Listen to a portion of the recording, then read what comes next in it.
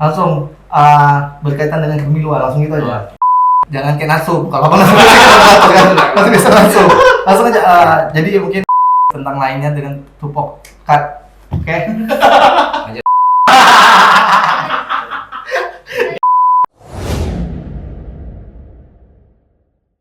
Assalamualaikum warahmatullahi wabarakatuh. Waalaikumsalam. Sahabat Bawaslu dimanapun berada, senang sekali kita berada di podcast Bawaslu Provinsi Kepulauan Riau. Tentunya dengan kami berdua selaku host, saya Kusrianto dan rekan kami Muhammad Afendo. Kita akan berbincang-bincang seputar kepemiluan. Jadi Pen, apa yang akan kita bahas hari ini dan siapa kira-kira guest star kita hari ini? Guest star kita hari ini Pak Febri. Beliau ini tidak asing lagi, tentunya udah melalang buana juga ya di kepemiluan. Juga pernah di Bawaslu Bintan. Benar. Sekarang ada di Bawaslu Provinsi. Nggak tahu depannya di mana ya Bawaslu. Pokoknya senang kepemiluan. Selamat datang Pak Febri Adinata. Selamat datang Pak Feb. Selamat datang. Assalamualaikum warahmatullahi wabarakatuh. Waalaikumsalam warahmatullahi wabarakatuh. Sehat Pak? Alhamdulillah. Alhamdulillah. Yang penting sehat sekarang ya Pak. Ya, harus sehat kita. Ya, oke. Pak, jadi mungkin kita akan sedikit ngulik berkaitan dengan tentunya kepemiluan yang saat ini sama-sama kita ketahui kepemiluan tidak ada tahapan. Ada saat ini di non tahapan dan kita juga akan mengulikkan berkaitan dengan kepemiluan yang pertama, yang kedua juga pengalaman kepemiluan Bapak. Mungkin bisa sedikit dijelaskan ya? Benar. Penasaran kepemiluan Bapak nih dimulai dari mana gitu Pak? Baik. Jadi saya sebelumnya di kepemiluan ini beranjak di tahun 2004. Jadi 2004 itu saya pernah menjadi staf di KPU Provinsi Kepulauan Riau. Jadi KPU Provinsi Kepulauan Riau itu pertama kali dibentuk di tahun 2004. Oh, berarti pertama kali KPU Provinsi karena pemecahan provinsi waktu itu antara Provinsi Riau dan dibentuklah Provinsi Kepulauan Riau. Nah, KPU Provinsi terbentuk 2004, saya sudah di sana menjadi staf. Selanjutnya di 2007 saya menjadi pegawai tidak tetap di Kesbangpol Provinsi Kepulauan Riau. Dan ini juga masih berkaitan dengan kepemiluan ya, urusannya politik. Dan itu saya di Kesbangpol itu dari 2007 sampai dengan 2017. Jadi sudah cukup lama. Saya akhirnya mengikuti di Panwaslu Kabupaten Bintan pertama kali. Oh, masih Panwas ya Pak ya? Masih Panwas, masih bersifat ad hoc, betul. Jadi masih ad hoc 2017 dan 2018 kita melakukan seleksi ulang untuk pemilihan Bawaslu Kabupaten Kota yang sifatnya permanen. Existing berarti ya? Betul, existing dan saya ikut, alhamdulillah masih terpilih di 2018 sampai dengan 2023 dan 2023 alhamdulillah saya mengikuti seleksi Bawaslu Provinsi dan sampai dengan hari ini berada di Bawaslu Provinsi. Oh, alhamdulillah. Berarti pengalamannya juga panjang gitu Pak ya? Ya, alhamdulillah. Berarti dari 2024 cukup mumpuni nih. Benar-benar ya. Cocok sih kalau dari Bawaslu Provinsi ya. Berkaitan sama kepemiluan lagi Pak. Bapak saat ini kan mengemban amanah di divisi hukum dan penyelesaian sengketa. Betul. Apa sih hukum dan penyelesaian sengketa itu Pak? Apa kerjaannya di Bawaslu? Ya, jadi kalau kita merujuk pada Perbawaslu 3 ya tentang pola hubungan pasal 23 itu ayat 3 itu mengatur tugas divisi hukum dan penyelesaian sengketa ini adalah salah satunya adalah menyelesaikan penyelesaian sengketa proses baik di pemilu maupun di pemilihan dan juga melakukan kegiatan-kegiatan yang berkaitan dengan hukum. Salah satunya adalah sosialisasi hukum, ya terus juga melakukan advokasi hukum, bantuan hukum, melakukan menyusun keterangan pada saat pemilihan, menyusun keterangan pada saat terjadinya sengketa di Mahkamah Konstitusi. Salah satu yang berkaitan dengan hasil suara di tingkat misalnya pemilihan kepala daerah maupun untuk pemilu DPR, DPD, DPRD Provinsi dan DPRD Kabupaten Kota. Oke, banyak ya. Berarti tugas dari divisi hukum dan sengketa itu banyak gitu. Benar. Salah satunya membuat kajian nggak sih? Ya betul. Salah satunya juga ada kajian hukum yang kita susun di divisi APS. Ya itu juga kita lakukan hari ini. Sampai dengan hari ini juga kita masih melakukan penyusunan kajian yang berkaitan dengan aturan-aturan maupun pasca putusan peradilan. Salah satunya adalah putusan Mahkamah Konstitusi. Sebelum ke sana Pak, lebih lanjut terkait dengan tupoksi divisi APS. Saat ini kan sedang non tahapan Pak. Betul. Tentunya tidak kosong saja gitu kerjaan-kerjaan dari divisi HPS. gimana sih Pak kerjaan Divisi APS berkaitan dengan verifikasi partai politik ini Pak? Apa yang dikerjakan gitu Pak? Ya, hari ini kita sama-sama mengetahui, khususnya penyelenggara pemilu, KPU telah membuka ruang kepada partai politik peserta pemilu untuk dapat melakukan pemutahiran data partai politik berkelanjutan. Kenapa mungkin di kita menyebutnya adalah berkelanjutan? Karena ini ada semester 1 kemarin dan ada semester 2 untuk tahun ini. Kita melihat tahun depan bisa jadi akan dilakukan kembali. Kenapa proses pemutahiran data partai politik ini penting untuk dimutakhirkan? Karena kita mengingat di 2027 nanti tahapan pemilu akan segera dibuka.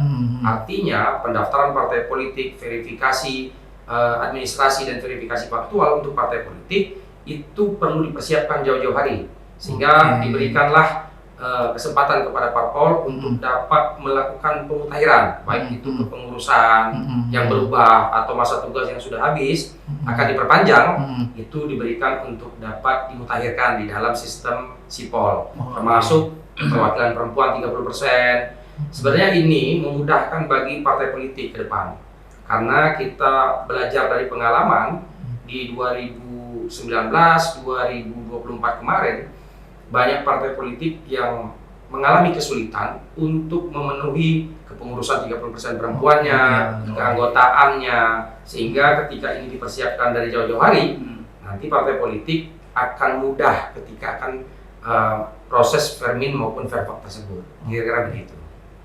Terus kehadiran Bawaslu itu seperti apa gitu Pak? Ya, jadi Bawaslu hadir di situ untuk memastikan proses ini berjalan dengan lancar sesuai dengan ketentuan yang berlaku, transparan, dan juga memastikan prosedur yang dilakukan oleh KPU itu sudah tepat dan memberikan sosialisasi juga kepada peserta pemilu agar dapat turut serta ya melakukan pemutahiran data tersebut. Ini berkelanjutan gitu ya Pak? Ya. Hari ini masuk sudah tahap semester 2. Ya, kita juga dalam proses menunggu hasil pemutahiran yang dilakukan oleh KPU, tentunya juga dari partai politik ya. Kita juga melakukan imbauan kepada partai politik untuk dapat segera memutahirkan data partai politiknya, dan juga kita menyampaikan masukan-masukan kepada KPU agar seluruh informasi ini dapat diberikan kepada peserta pemilu. Konsep pengawasannya itu atau kita hanya Bawaslu mendatangi KPU, atau kemudian kita melakukan semacam verifikasi ke partai politik sampai ke level bawah gitu Pak? Ya, posisi Bawaslu hari ini karena ini belum tahapan, jadi ini non tahapan. Artinya kita belum merujuk kepada undang-undang atau aturan main kepemiluan yang berjalan, tapi di dalam aturan KPU itu mengenal bahasa untuk proses pemutahiran ini dapat dilakukan dari jauh-jauh hari. Artinya kami posisinya Bawaslu hadir ke KPU untuk melihat proses verifikasi yang dilakukan, dan juga kami melihat bagaimana KPU itu dapat memberikan sosialisasi kepada peserta pemilu, baik itu secara langsung maupun dengan menyampaikan surat, ya surat sosialisasi atau surat imbauannya, ya agar batas waktu pelaksanaan pemutahiran ini dapat dilaksanakan sebagaimana ketentuannya. Jadi jangan juga aturan ini tidak tersampaikan kepada peserta pemilu, sehingga banyak misalnya partai politik yang tidak mengetahui ada kegiatan ini yang dibuka jauh-jauh hari sebelum pendaftaran dimulai nanti. Ini partai politik yang dalam kategori masuk di dalam kursi, yang memiliki kursi di DPR, atau seluruh partai politik Pak? Hari ini adalah partai politik yang terdaftar. Yang terdaftar di Kementerian Hukum, ya, legal standingnya itu, dan juga mungkin memiliki data di KPU. Jadi partai politik yang saat ini kan kalau kita melihat di pasca pemilu 2024 sudah banyak partai politik yang dibentuk ya. Benar. Bahkan sudah mendapatkan legalitas di Kementerian Hukum. Nah, ketika itu sudah didaftarkan, wajib diberikan imbauan ya ataupun sosialisasi untuk dapat memutahirkan. Saya kira begitu. Oke. Mungkin kita lanjut ke pertanyaan selanjutnya Pak, berkaitan sama menarik penyelesaian sengketa itu Pak ya. Jadi kira-kira di Bawaslu itu apa yang diselesaikan sengketanya, dan objeknya siapa gitu nih Pak? Ya, jadi sengketa proses ini ada dua. Pertama ada sengketa proses pemilu. Ini sengketa yang terjadi antara peserta pemilu dengan penyelenggara pemilu. Dalam hal ini adalah KPU penyelenggaranya. Oke. Yang kedua adalah sengketa yang terjadi antar peserta, jadi antara partai politik. Nah, ini prosesnya, objeknya ya, objeknya ini berkaitan dengan kalau sengketa antara peserta pemilu dengan penyelenggara, objeknya adalah surat keputusan ataupun berita acara. Jadi misalnya KPU mengeluarkan surat keputusan atau berita acara yang ternyata itu partai politik merasa dirugikan atas surat keputusan tersebut, itu dapat melakukan permohonan sengketa kepada kita untuk dapat diselesaikan. Ya. Nah, ada juga sengketa antara peserta, Jadi partai politik sama partai politik nih yang bersengketa. Nah, ini kaitannya biasanya pada saat tahapan masa kampanye. Ya, ini berkaitan dengan spanduk yang ditutupi oleh partai politik lainnya. Nah, ini ya kita selesaikan juga di Bawaslu. Kita melakukan upaya dengan mempertemukan kedua belah pihak. Ya, mediasi kita lakukan terlebih dahulu. Sebelumnya nanti kita bisa melakukan sidang adjudikasi untuk sengketa proses antara peserta dengan penyelenggara. Tapi kalau antara peserta dengan peserta itu kita selesaikan dengan musyawarah.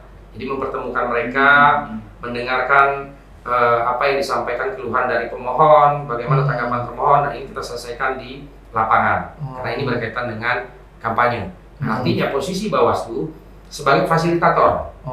Ya, fasilitator untuk menyelesaikan ini secara baik, transparan, dan memberikan kepastian hukum kepada kedua belah pihak. Kira-kira begitu. Iya, selain menjadi pengawas, Bawaslu juga bisa jadi hakim gitu ya. Iya, kira-kira begitu. Berarti bersidang ya? Bersidang dong. Nah, ada sidangnya. Keren. Nah, terus Pak Pep, tadi berkaitan sama hukum Pak ya. Hukum tuh tentunya ada bantuan hukum. Terus yang menariknya adalah pemberian keterangan di Mahkamah Konstitusi. Yang mana kita ketahui Mahkamah Konstitusi itu memuji atas keterangannya Bawaslu. Jadi mungkin sedikit bercerita Pak, bagaimana pengalaman Bapak pada saat memberi keterangan di Mahkamah Konstitusi? Ya, berkaitan dengan persoalan sengketa hasil, ini diselesaikan jalurnya adalah di Mahkamah Konstitusi. Nah, proses ini tidak ujuk-ujuk sampai di Mahkamah Konstitusi. Pasti ada persoalan di lapangan yang terjadi sehingga peserta pemilu mengajukan gugatan ke Mahkamah Konstitusi. Nah, posisi Bawaslu adalah hadir di Mahkamah Konstitusi untuk memberikan keterangan terhadap seluruh proses yang diawasi. Ya, misalnya di dalam penyelenggaraan pemilu, Bawaslu sudah melakukan apa saja? Misalnya melakukan pencegahan dengan cara memberikan sosialisasi, himbauan kepada seluruh pihak, melakukan pengawasan pada saat tahapan-tahapan tertentu termasuk tahapan kampanye, ya, terus juga melakukan penindakan, termasuk melakukan proses sengketa pemilu tadi. Ya, kira-kira misalnya adakah gugatan atau permohonan sengketa proses di Bawaslu? Nah, itu nanti kita sampaikan kepada Majelis Hakim Mahkamah Konstitusi. Jadi keterangan itu dibutuhkan karena posisi kita adalah netral, ya, karena yang berperkara ini pasti tentunya peserta pemilu, ya, dengan KPU. Karena terhadap surat keputusan yang berkaitan dengan hasil, sehingga posisi Bawaslu di tengah-tengah untuk memberikan keterangan apa adanya, apa yang sudah dilakukan, sehingga itu dapat memperjelas posisi perkara, memberikan kepada hakim untuk dapat memutuskan terhadap perkara itu apa yang sebenarnya terjadi, termasuk bukti-bukti, termasuk keterangan-keterangan lain yang dibutuhkan untuk disampaikan di Mahkamah Konstitusi. Karena masing-masing pihak akan menghadirkan saksi, ya, sehingga Bawaslu posisinya adalah memberikan keterangan apa adanya, apa yang dilakukan oleh Bawaslu. Kira begitu. Berarti sangat penting ya. Betul. Benar. Gugup nggak sih Pak di depan majelis MK itu Pak? Ya, kalau kita berbicara gugup, ya, saya rasa tidak ada yang nggak gugup. Iya, benar-benar. Ya, kalau berbicara di depan persidangan, mau itu pengadilan negeri, benar-benar, ya, termasuk pengadilan agama, gitu. Jangan sampai yang saya agama. Apalagi Mahkamah Konstitusi, pasti ada rasa gugup itu. Benar-benar. Tinggal bagaimana kita bisa mengendalikan rasa gugup itu agar dapat diminimalisir. Nah, saya alhamdulillah hadir di Mahkamah Konstitusi itu bukan kali pertama ketika di Bawaslu Provinsi. Jadi ketika saya di Bawaslu Bintan pun saya sudah pernah hadir dan memberikan keterangan di Mahkamah Konstitusi Oh, pada saat oke. pemilu 2019. Mm-mm. Jadi paling tidak pengalaman untuk memberikan keterangan di Mahkamah Konstitusi saya sudah memiliki sebelumnya ketika di pemilu 2019. Iya, benar. Berarti berpengalaman Bapak ini ya. Iya. Tapi jangan sampai ke pengadilan agama. Jangan Jangan sampai. sampai. Harapan kita jangan sampai. Nah, Gus, Apa tuh? berkaitan sama proyeksi pemiluan ya. Iya. Mungkin sedikit berkaitan dengan proyeksi pemilu 2029. Menurut Bapak nih seperti apa nanti kira-kira pemilu kita? Apalagi sekarang dipisah Pak antara pemilu nasional dan pemilu daerah. Gitu. Masih berproses lah ya. Mungkin. Ya, kalau kita lihat dari putusan MK nomor 135 tahun 2025 kemarin, putusannya menyatakan akan dilakukan pemisahan untuk pemilu nasional dan pemilu daerah. Ya, pemilu nasional untuk memilih presiden, untuk memilih DPR dan DPD, pemilu daerah itu untuk memilih kepala daerah, baik itu provinsi dan kabupaten kota, dan juga DPRD provinsi dan DPRD kabupaten kota. Tapi kita juga masih menunggu karena hari ini DPR RI juga masih akan menyusun rancangan di 2026, insya Allah informasinya DPR RI akan menyusun rancangan undang-undang yang berkaitan dengan kepemiluan, sehingga kita masih belum tahu kemana arahnya nanti. Apakah akan dilaksanakan pemilu nasional dan pemilu daerah sebagaimana putusan MK, atau mungkin ada opsi-opsi lain yang terbaik untuk dilaksanakan pada pemilu tahun 2029 akan datang. Prinsipnya Bawaslu adalah pelaksana regulasi. Jadi kita menunggu regulasi yang ada nanti dan kami siap akan melaksanakan sebagaimana tugas yang diamanatkan oleh undang-undang ke depan. Kira-kira begitu. Iya. Satu pertanyaan terakhir Pak Feb, ini kan di 2026 tentu siklusnya tuh masih sama lah, Bawaslu masih di masa non tahapan, kemudian dan masih efisiensi anggaran. Terus kira-kira apa yang bisa kita lakukan Pak Feb terkait dengan nanti di tahun 2026?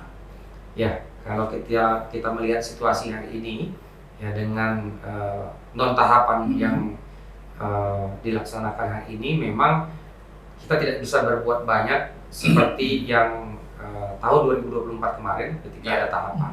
Tapi bukan berarti Bawaslu tidak memiliki pekerjaan. Salah satunya divisi HPS ini juga masih memiliki tanggung jawab, yaitu dengan melakukan kegiatan-kegiatan yang berkaitan dengan hukum.